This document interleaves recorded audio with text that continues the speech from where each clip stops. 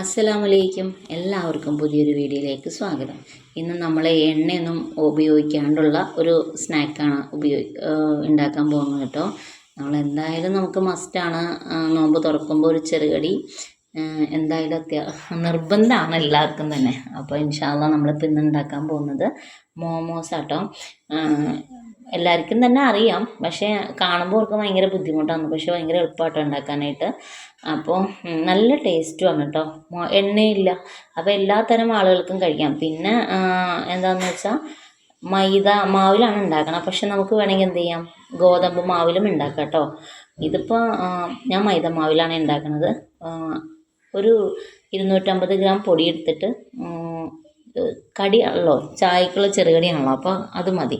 250 gram മൈദമാവ് എടുത്ത് നന്നായിട്ട് കൈകൊണ്ട് കുഴച്ചിട്ട് അതിലേക്ക് കുറച്ച് വെളിച്ചെണ്ണ മുകളിൽ തൂവിയിട്ട് അടച്ചു വെച്ചെടുക്കുക കേട്ടോ. കാരണം കുറേ കഴിച്ചിട്ട് നമ്മൾ എടുക്കുമ്പോഴേ അത് ഡ്രൈ ആയിട്ടിരിക്കും. അപ്പോൾ അങ്ങനെ ഇല്ലാതിരിക്കാൻ വേണ്ടിയിട്ട്, ഇതൊക്കെ എല്ലാവർക്കും അറിയാവുന്ന ടിപ്പാണ്, എന്നാലും ഞാൻ പറഞ്ഞു എന്നുള്ളൂ, എന്തിനിപ്പോൾ ഈ എണ്ണ ഒഴിക്കണമെന്ന് ചോദിക്കാതിരിക്കാൻ വേണ്ടി. എന്നിട്ട് കുറച്ച് നേരം അങ്ങോട്ട് റെസ്റ്റ് ചെയ്യാൻ വേണ്ടിയിട്ട് മാറ്റി വെച്ചു കേട്ടോ, സോഫ്റ്റ് ആവാൻ. പിന്നെ നമുക്ക് വേണ്ടത് മോമോസിൻ്റെ മെയിൻ സംഭവം എല്ലില്ലാത്ത ഇറച്ചി കേട്ടോ. അത് എല്ലൊക്കെ ബാക്കി മാറ്റിയിട്ട് ഞാൻ ഇറച്ചി മാത്രം എടുക്കുവാണ്. അതിലേക്ക് ചതച്ച കുരുമുളകും പിന്നെ ഉപ്പും മഞ്ഞൾപ്പൊടിയും ഇട്ട് വേവിക്കാൻ വെക്കുക കേട്ടോ. നമ്മൾ കണ്ടേക്കണത് മോമോസ് പച്ച ഇറച്ചി കൊണ്ട് ഉണ്ടാക്കുന്നതാണ്, പക്ഷേ അപ്പോൾ നമുക്ക് ഒത്തിരി നേരം വേവിക്കേണ്ടി വരും. ഇതാകുമ്പോൾ നമ്മൾ വേവിച്ച ഇറച്ചി ആയതുകൊണ്ട് നമുക്ക് എന്ത് ചെയ്യാം, പെട്ടെന്ന് തന്നെ കൂടിപ്പോയാൽ ഒരു 5-8 മിനിറ്റ്, കൂടിപ്പോയാൽ 10 മിനിറ്റ് മതി വേവിക്കാൻ. ഇതിപ്പോൾ നമ്മൾ ക്യാബേജ് ഇട്ടു, അത് കഴിഞ്ഞ് ഉള്ളിത്തണ്ടുണ്ടല്ലോ, ഉള്ളിത്തണ്ട് ഇട്ടു, പിന്നെ ക്യാരറ്റ്, അത് കഴിഞ്ഞിട്ട് ചതച്ച് വെച്ചേക്കണ ഇറച്ചി, കോഴിയിറച്ചിയും കൂടിയിട്ട് ഇട്ട് കൊടുക്കുവാണ്. അതിൻ്റെ കൂടെ തന്നെ നമ്മൾ ഇഞ്ചി, കുറച്ച് വെളുത്തുള്ളി, പിന്നെ മല്ലിയില, അത് കഴിഞ്ഞ് വീണ്ടും സവാള, ഇതൊക്കെ നമ്മൾ ഓൾറെഡി ഞാൻ ചതച്ച് വെച്ചേക്കണം കൊണ്ടിട്ട് എനിക്ക് ഇതൊക്കെ മിക്സ് ചെയ്യാനും അധികം നേരം വേണ്ടി വന്നില്ല കേട്ടോ. സവാളയൊക്കെ ഞാൻ ഓൾറെഡി അരിഞ്ഞ് ഫ്രീസറിൽ എടുത്ത് വെച്ചേക്കണം കൊണ്ടിട്ട് എനിക്ക് അധികം നേരം വന്നില്ല. അങ്ങനെ ആയതുകൊണ്ട് തന്നെ കുഴച്ച് വെച്ച് വളരെ കുറച്ച് നേരമാണ് റെസ്റ്റ് ചെയ്യാൻ വെച്ചിട്ടുള്ളൂ മാവ് കേട്ടോ. അങ്ങനെ നന്നായിട്ട് മിക്സ് ചെയ്ത്, പിന്നെ ഇതൊക്കെ വെജിറ്റബിൾസ് ആയതുകൊണ്ട് ഒരുപാട് അങ്ങോട്ട് വേവിച്ച് വെള്ളം പോലെ ആക്കണ്ട. അവസാനം നമ്മൾ ഇറച്ചി വേവിച്ച ബാക്കി വന്ന വെള്ളം കൂടി ഇതിൽ ചേർത്ത് കൊടുത്തിട്ട് നന്നായിട്ട് മിക്സ് ചെയ്തിട്ട് കുറച്ച് നേരം അങ്ങോട്ട് മാറ്റി വയ്ക്കുക. എന്നിട്ട് നമുക്ക് വീണ്ടും മാവ് കൊണ്ട് പണിയുണ്ട് കേട്ടോ. ഈ മാവ് നന്നായിട്ട് സോഫ്റ്റ് ആയിട്ടിരിക്കുന്നുണ്ട്. അപ്പോൾ നമ്മൾ ഇത് അത്യാവശ്യം ഒരു നമ്മുടെ കൈയിൻ്റെ ഉള്ളിൽ ഒതുങ്ങണ അത്ര വലിയൊരു ബോളാണ്. അപ്പോൾ നമ്മളത് 3 ബോളാക്കിയിട്ട് മാറ്റി വെക്കണം.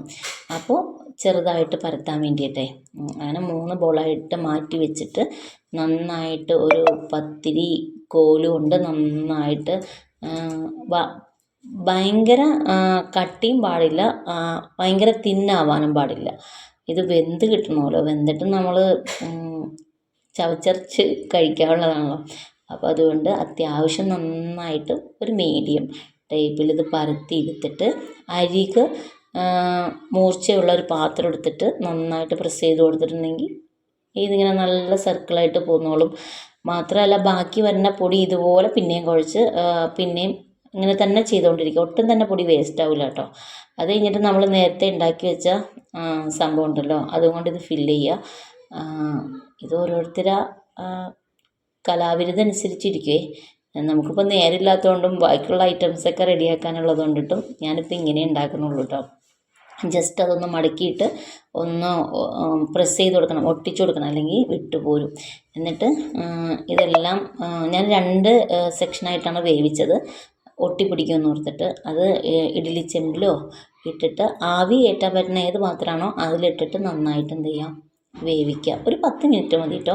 പിന്നെ അതിൽ നമുക്കിത് കഴിക്കാനുള്ള ഡിപ്പിങ്ങിന് വേണ്ടിയിട്ട് ഞാൻ ഉണ്ടാക്കുന്നത് തക്കാളി, ഉണക്കമുളക്, വെളുത്തുള്ളി, പിന്നെ അതിലേക്ക് വിനാഗിരി ഒഴിക്കേണ്ടതായിരുന്നു, പക്ഷേ ഒഴിച്ചില്ല. അപ്പോൾ നമ്മൾ ആ വിനാഗിരി ഇപ്പോൾ ചേർക്കുന്നുണ്ട് കേട്ടോ. അത് കുറച്ച് ഉപ്പും എന്നിട്ട് സൺഫ്ലവർ ഓയിൽ നന്നായിട്ടൊന്ന് എരിവുള്ളതുകൊണ്ട് കേട്ടോ ഒഴിച്ചു കൊടുക്കുന്നത്. അപ്പോൾ അത് നന്നായിട്ടൊന്ന് ഇളക്കി ജസ്റ്റ് ഒന്ന് ചൂടായാൽ മതി, മാറ്റി വയ്ക്കാം. അപ്പോൾ നമ്മുടെ മോമോസ് കഴിക്കാനായിട്ട് റെഡി ആയിട്ടുണ്ട്. പക്ഷേ ബാങ്ക് വിളിച്ചിട്ട് സമയമായിട്ടില്ല, അതുകൊണ്ട് ടേസ്റ്റ് ചെയ്യാൻ ആരുമില്ല കേട്ടോ. അപ്പോൾ ഇൻഷാ അള്ളാ ഇതെല്ലാവരും ഒന്ന് ട്രൈ ചെയ്ത് നോക്കണം. നല്ല എല്ലാവർക്കും ഇഷ്ടമാണ്, എളുപ്പമുള്ള സംഭവമാണ് കേട്ടോ. ഇനിയും നോമ്പിലേക്കുള്ള വിഭവങ്ങളൊക്കെ ആയിട്ട് ഇനിയും കാണാം കേട്ടോ ഇൻഷാ അള്ളാ.